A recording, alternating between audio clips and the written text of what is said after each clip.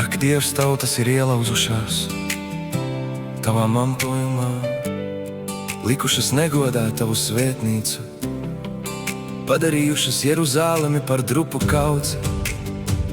Tavu kalpu līķus viņi ir devuši par barību putniem zem debes, tavu svēto miesas lauku zvēriem. Viņi ir izlējuši viņu asinis ap Jeruzālemi kā ūdeni, un nebija neviena, kas viņus būtu apglabājis. Par apsmieklu mēs esam kļuvuši mūsu kaimiņiem, par nievām un paļām tiem, kas ir ap mums.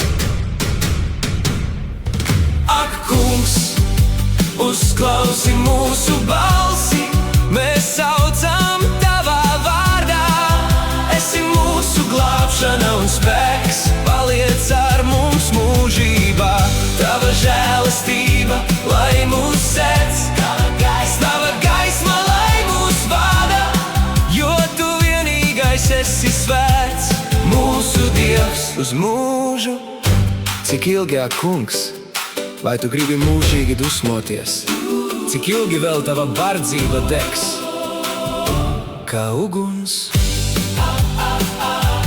Izlej savas dusmas pār tautām, kas tevi nepazīst, un pār tām valstīm, kas tavu vārdu nepiesauc, jo viņi ir ēduši Jēkabu un nopostījuši viņa laukus.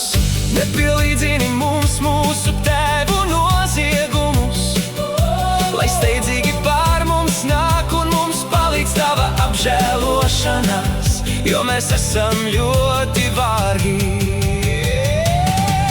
Ak, Kungs, uzklausi mūsu balsi, mēs saucam tavā vārdā.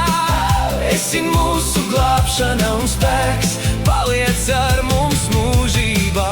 Tava žēlastība, lai mūs sēdz, tava gaisma, lai mūs vada, jo tu vienīgais esi svēts, mūsu Dievs uz mūžu. Palīdzi mums, ak, Dievs mūsu glābējs, sava vārda godības dēļ.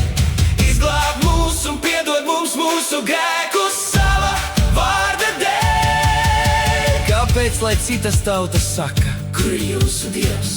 Lai viņi atzīst mūsu acu priekšā atriebību par izlietām tavu kalpu asinī.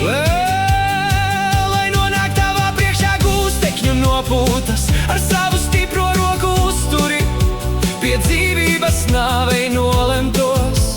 Atmaksā mūsu kaimiņiem viņu krūtīs 7kārtās nievas, ar kādām viņi tevi, Kungs, ir nievājuši.